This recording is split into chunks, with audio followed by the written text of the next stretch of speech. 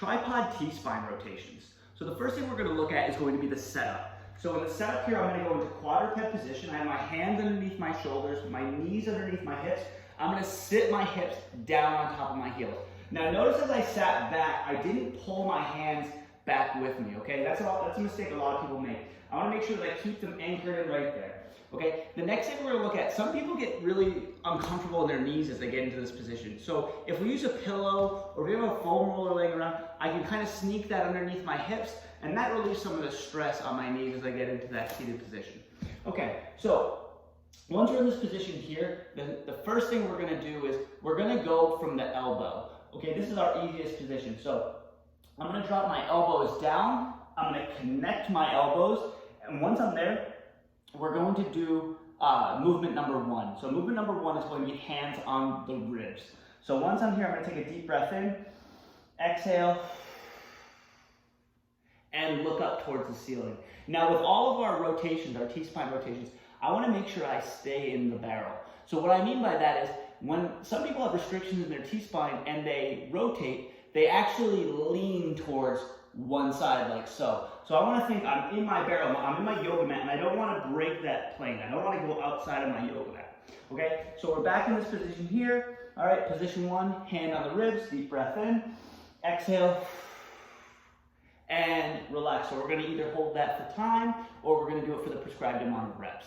Next, we're going to go into number two. So number two is going to be a reach. So instead of going hand on the ribs, I'm going to take a deep breath in, reach underneath, exhale, and try to get nice and long with that arm as I rotate. Moving on from there, we're gonna go position three. Position three, we're gonna now immobilize the shoulders, all right? So I wanna make sure I don't cheat with my shoulder blades. So we're gonna do that by putting our hand on our low back.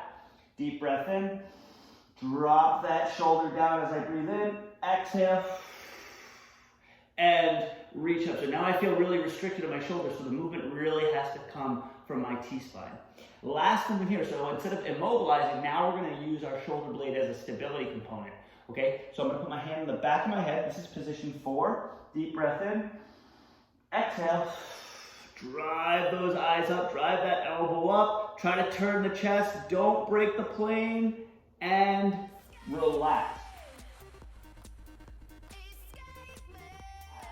Okay, so those are all the positions that we did from the elbow position. Now, once you feel like those movements are getting a little easier, okay, now we're gonna progress a little bit. So instead of going from the elbow, we're gonna extend the hand.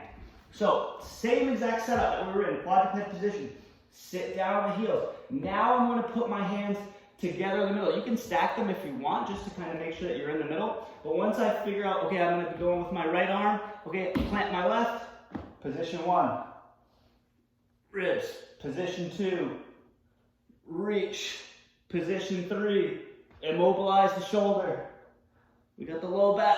And position four, we're gonna go hand on the back of the head and up. So those are our positions from the tripod, okay? So I wanna make sure that I don't break the barrel, okay? I don't lean from side to side. I wanna make sure that I'm leading with my eyes, turning my head, and then driving my shoulder, okay? And then the last thing is, if you do have discomfort in your knees, okay, use a pillow, use a pad, use something that's just gonna kind of just create a buffer between your hips and your heels.